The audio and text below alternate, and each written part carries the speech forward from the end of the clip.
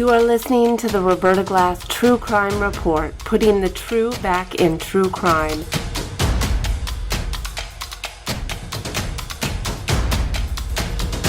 From New York City, Roberta Glass is now on the record.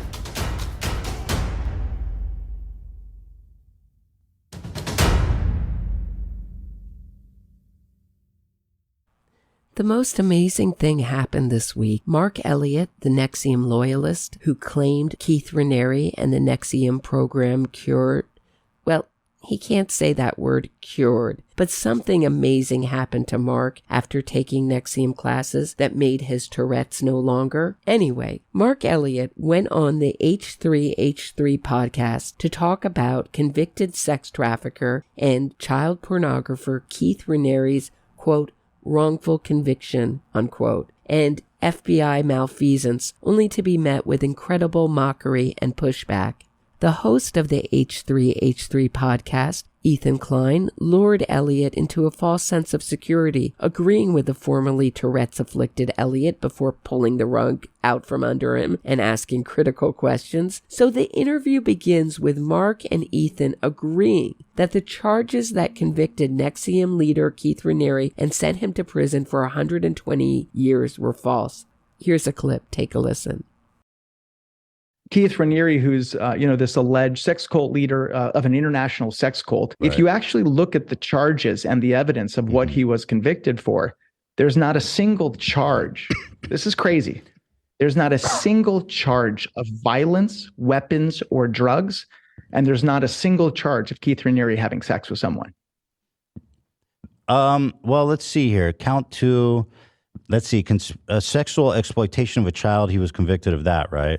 Because I want to clear his name with you. So he was convicted of sexual exploitation of a child, possession of child pornography. Yep. He was convicted of trafficking for labor and services, extortion, sex trafficking, forced labor, attempted sex trafficking. So he tried and failed, but in other ways he was successful. That's what they claim, right? But it's outrageous that and he was never, he was never violent, and so that kind of says it all, huh? Yeah, I want to be super clear. There's most of what people have heard about Keith in the media, and then what the government, put out there in the media as well, is, in my opinion, completely false. And most of it is completely fabricated. Right. Again, that's not my intent of why I wanted to come, on and talk with you guys. Obviously, if we had longer, conversations, we could look at more specifics and things about Keith Raniere and who he is as a person. But in the emails, why I got in touch with you is that one of the things that happened right before the trial, here you had an investigation for a whole year, and there were 6 co-defendants, and this whole case was about consenting adults. And then 55 days before trial, it was also about wire fraud, trafficking, racketeering, child pornography. Yeah, so those were all the different charges. Okay. But even with sorry. Go ahead. Well, just to be clear though, even with all of these horrific charges, sex trafficking, forced labor, racketeering, wire none fraud. of the co-defendants had pled guilty. Wire fraud. Right. None of them had pled guilty, which is almost unheard of in federal court. I think it's like 97%. You couldn't flip them because they're innocent. There's nothing to flip. So the thing is that 55 days before trial, all of a sudden the FBI found child pornography. And when I say child pornography, they found 22 photos of a nude woman on an external hard drive. It wasn't on his computer. It wasn't on a camera. It was on a random external hard drive in a residence that many people frequent in. It wasn't even Keith's home. So of course, the moment they found that, it completely changed the whole dynamic of the case, where now you have minors involved. Right, and they could have planted. I mean, the FBI has a track record of doing stuff like that. I mean, they're just monsters. The FBI, I don't trust them at all, and I think they probably planted it. But my concern, at least just from the optics point of view, because again, I'm on your guys' side. Camille was a 15-year-old who testified. She wrote a victim statement, impact statement, that said that he actually raped her when she was 15. And she put out a statement and all that. It's crazy. She said she met him when he was 13. And then when she was 15, he was 45 and he slept with her. But that's just, why was she lying like that? I have to hand it to Mark here. Given the number of charges and the variety of charges that Keith Raniere was convicted of, Mark finds a whole bunch of crimes that Raniere wasn't convicted of committing. It's like saying Scott Peterson wasn't convicted of any sex crimes. He didn't vandalize any property. He just killed his pregnant wife and disposed of her body. And those charges are ridiculous because I'm of the opinion he's innocent. But what Mark didn't know going into this interview is that Ethan Klein was quite informed about the charges Raniere was convicted of. In addition, he also knows a whole lot about Tourette syndrome. Ethan Klein suffers from Tourette's. And here's where Ethan Klein rips the rug right from out from under Mark. Take a listen. I think you actually fake having Tourette's. Yeah, I think you actually don't have it. Well, but I'm open to it. Here's my thing. What did you think I had? Well, let me just break it down. I think this is kind of a funny thing. I doubt this is what happened, but maybe you just called someone the N-word on the bus, and then you're like, oh no, I have Tourette's. Because what's interesting to me, and I know that's funny, but what's interesting to me is that you've made like a whole career being a motivational speaker about how you cured your Tourette's and stuff, and that's kind of become like a big part of your identity. But what's interesting is, as somebody with Tourette's, I actually have Tourette's. I know it's not curable, so I just find that claim to be absolutely a pseudoscientific, crazy claim that has no backing in science or at all. And I think you're actually, in my opinion, right, as someone with Tourette's, I think you're scamming people. Well, first off, did you say that you have Tourette's? I do have Tourette's. I didn't know that crazy. Yeah, I know. That's why I was so surprised when you emailed me, because I was like, I have Tourette's, and I also fucking hate Andrew Tate. I've like talked like continually and openly, relentlessly about what a piece of shit he is and how much I hate him. And what's interesting too, Mark, is that I've also talked about how much I hate Keith and NXIVM and what a psycho he is. So when I got your email, I was like, this is incredible. And I could totally see how it is you fell into a cult, because you clearly don't do any research. When I saw when I was watching one of your videos, I thought I saw you ticking. And so it did cross my mind. I said, I wonder if he has Tourette's. Yeah, I do. Why would you? That's so interesting. Why would you think someone would fake it? That's a pretty messed up thing for someone to fake. No, I agree. But you've made a good living from faking it, doing like motivational stuff and writing books and stuff like that. And it's just, as far as I know, and that's just a theory, right? Because I don't know. I mean, I just have Tourette's myself, but obviously I don't know anything about you. So it's just a theory. But I just think that you can't cure it, actually. And on your website, it says you overcame it, mind over body. And that's just not possible. But that's why, I don't know if you remember what I just said 2 minutes ago, is that we've never claimed it's a cure. Right. Well, let's see. If we pull up your website, well, when I started, you said you're 100% like over Tourette's, right? You did say that. Yeah, well, I said that I don't think of it as I have Tourette's anymore. Right, you don't have it anymore. I guess what I could say is,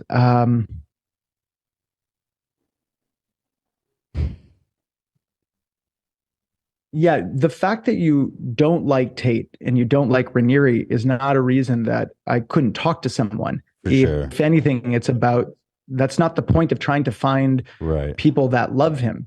It's if you can find people, even if somebody hates someone, the question is, do we believe that there should be due process in this country? And are we okay with government officials or FBI agents committing crimes to convict a man?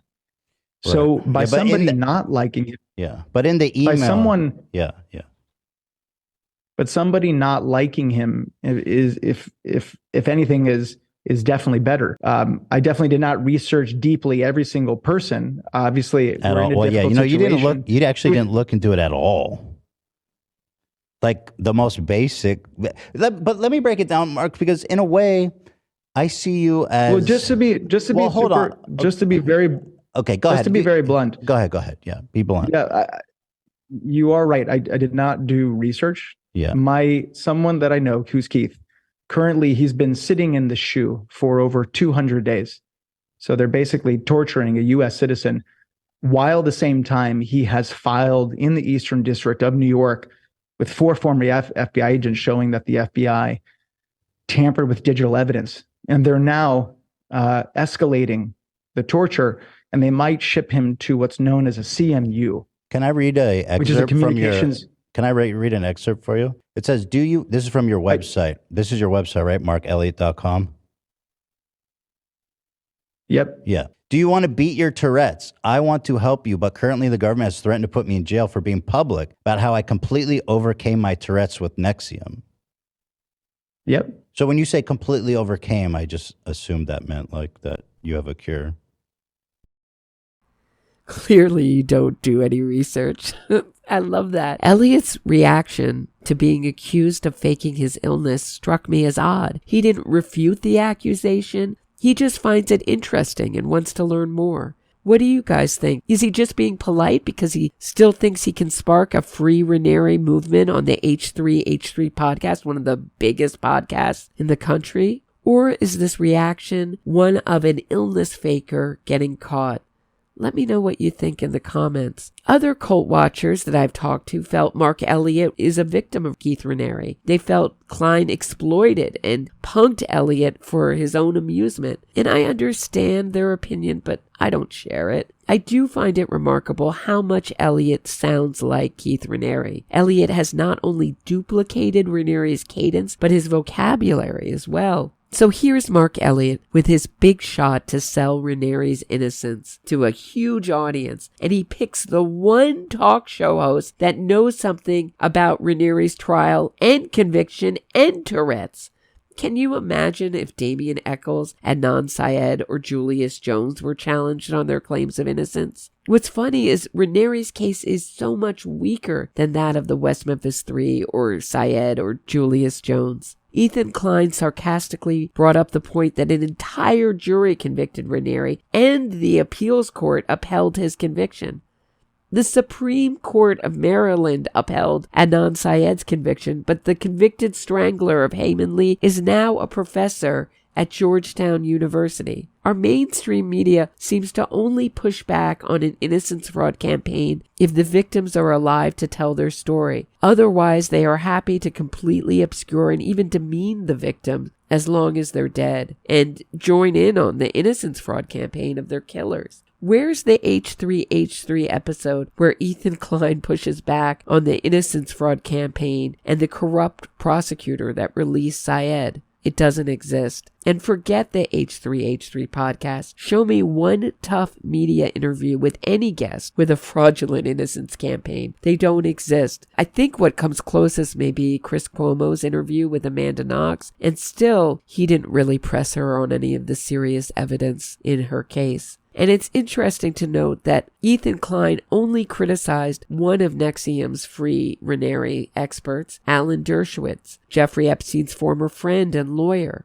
Virginia Giuffre, a victim of Epstein, claims she was sex trafficked to Dershowitz. The rest of the experts go unmentioned, and they include one of Meredith Kercher's killers, Amanda Knox, as well as one of the Central Park 5 gang rapists, Yusuf Salam. Just to give you an idea of Mr. Salam's character, Salam told cops that, quote, smashing in the jogger's head with a brick was fun. Both of them are calling for Raniere's release without the slightest bit of criticism. Why are Knox and Salam exempt from criticism? It's because they have had the magic word innocence and exonerated attached to their name. Just the word innocence seems to weave a magic spell and turn off the critical thinking and curiosity of our public and press. And our media is failing the public, and it's failing murder victims. However, I'll take my small wins where I can, and this H3H3 podcast was a small win against this cancer known as innocence fraud.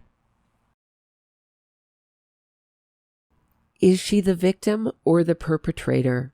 That was the focus of Isabella Pollok's long and intense sentencing hearing at the Southern District of New York Federal Courthouse this morning.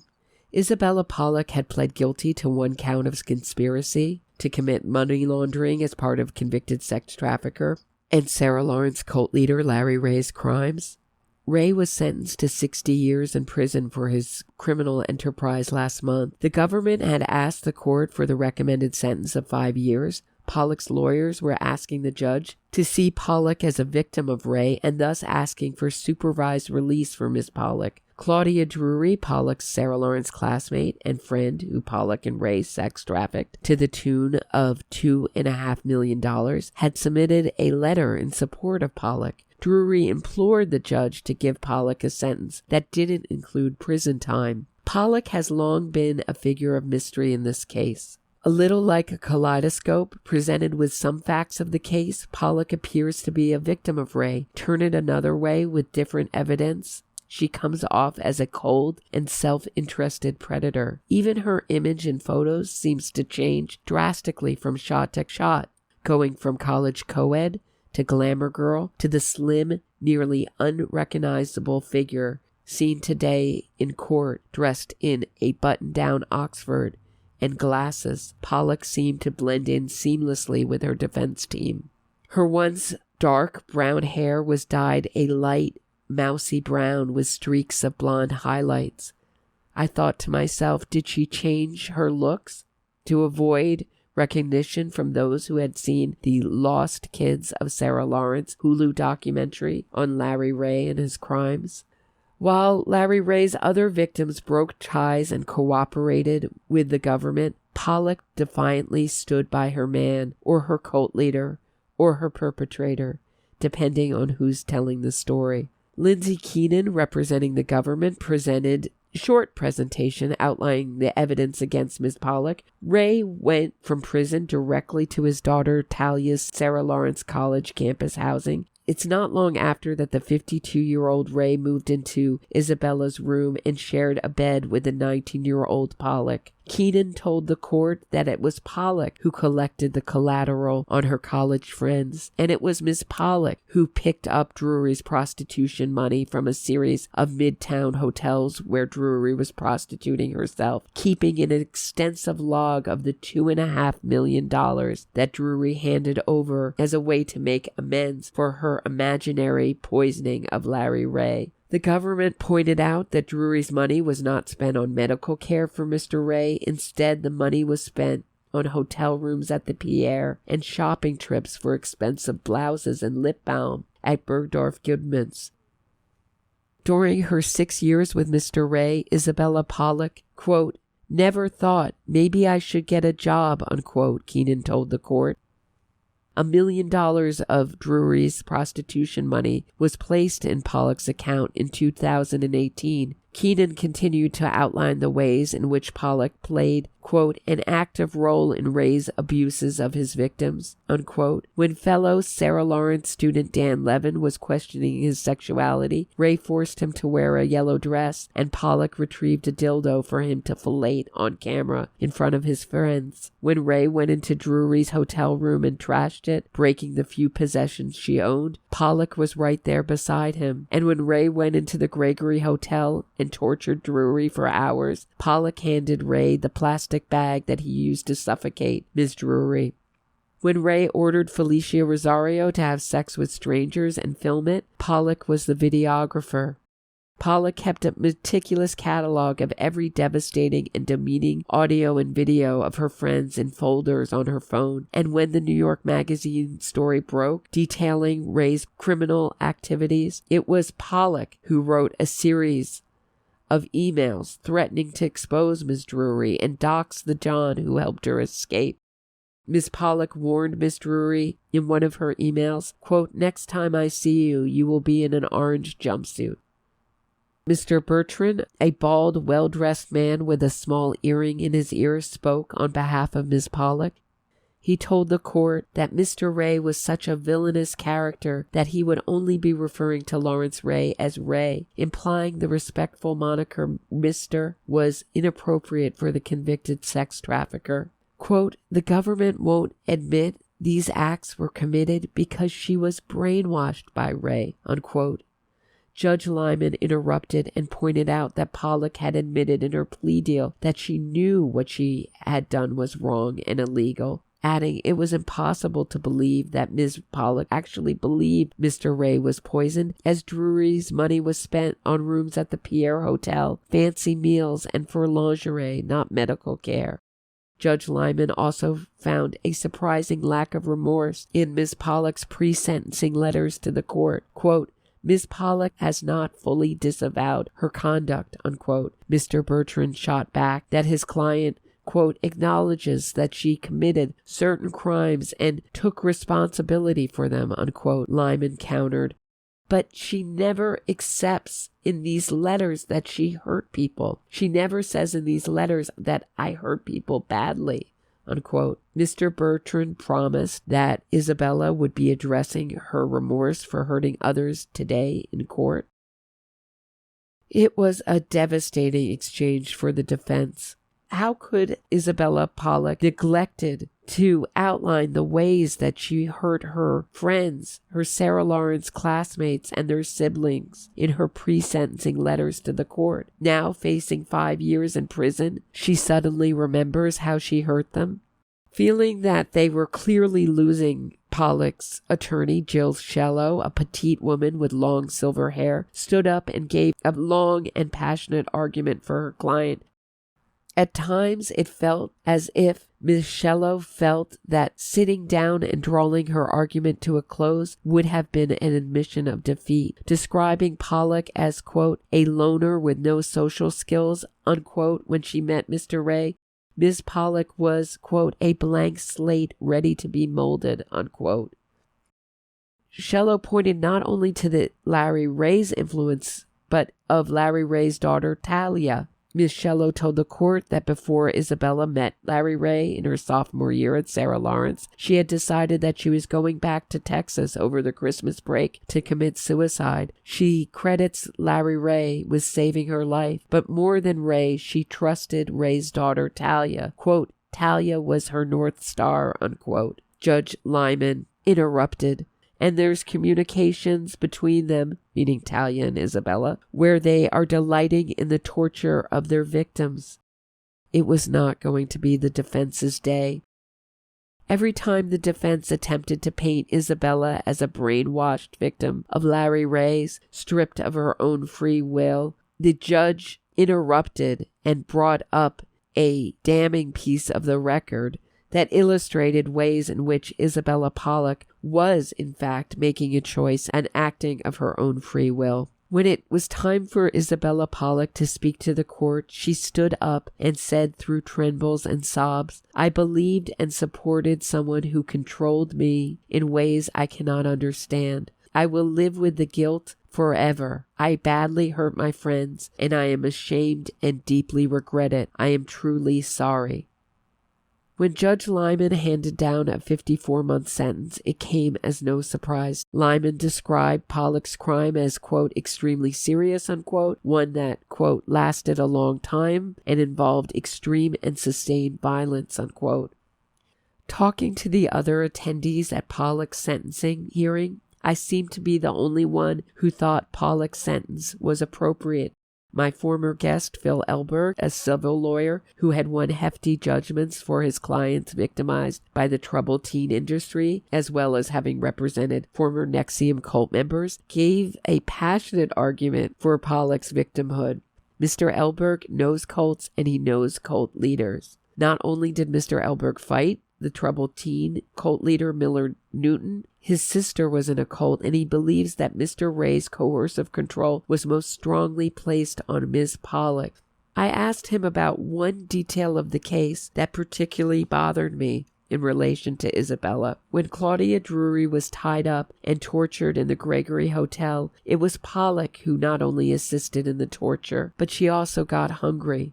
Both Ray and Pollock stopped Drury's torture to order a meal of burgers and fries, which they ate in front of a bound Drury before resuming their humiliating and brutal torture. I know, Mr. Elberg said matter-of-factly. It's depraved.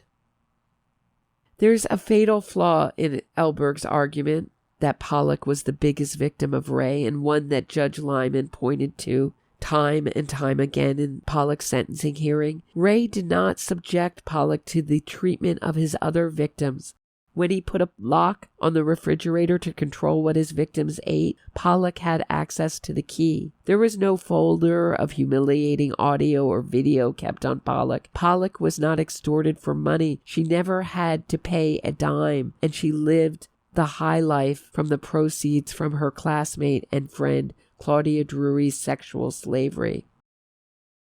It's not just Mr. Elberg who was disappointed by Pollock's hefty sentence. Jane, a pseudonym, a law student who attended Ray's trial, felt her lawyers had not done enough to procure a lighter sentence for Ms. Pollock. Jane felt that Pollock will not be helped by a lengthy prison sentence. Quote, "She isn't dangerous. Prison will not help her," unquote. However, my concern isn't so much with what will help Miss Pollock, nor am I swayed by Miss Drury's request that Pollock serve no prison time. As Ms. Keenan pointed out, Ms. Drury is not familiar with a host of evidence against Ms. Pollock. I believe Ray, like all cult leaders, can assess what crimes their devotees are capable of committing. Ray recognized what I observed as a toughness, a cruelty, and a need for power in Pollock, and I wasn't surprised to learn that Pollock has moved on with her life in ways that other victims of Larry Ray have not. She has a boyfriend and a job in the Amazon warehouse. I believe Pollock was groomed and exploited to be the queen of Ray's cult because her capacity for cruelty was greater than that of her friends and classmates. Pollock strikes me as an empty woman with a talent for opportunism. Unable to distinguish herself amongst the sea of creative and talented Sarah Lawrence students, Ray gave her a new persona and status amongst her friends. She was the sexually liberated woman they were to aspire to. And as much as I appreciate the argument that prison won't help Pollock, I don't believe it will ruin Pollock either. Her ability to survive and thrive in any circumstance might be her greatest gift. That said, I found myself sobbing through much of Pollock's sentencing hearing. Just the sheer horror and sadness of this case sometimes becomes too much to bear. Pollock's lawyer, Ms. Shello, who spent a year studying at Sarah Lawrence College, told the court, quote, "I do not understand how Sarah Lawrence let Larry Ray live in the dorm. There were people who reported it before going on and saying, I don't think any of us have seen a case like this." Indeed, Dan Levin's words echoed through my head through much of Pollock's sentencing hearing. Quote, "I can never live in a world where this wasn't allowed to happen," unquote. And I consider my alma mater, Sarah Lawrence College, an unindicted co-conspirator in Larry Ray's crimes. When is Sarah Lawrence going to accept responsibility for what I consider is their criminal recklessness and absolute failure to keep their students safe? As long as Sarah Lawrence continues to deny responsibility for the criminal enterprise that began on their campus, steps cannot be taken to prevent it. I eagerly await the day when Sarah Lawrence has to answer for their part in Larry Ray's crimes.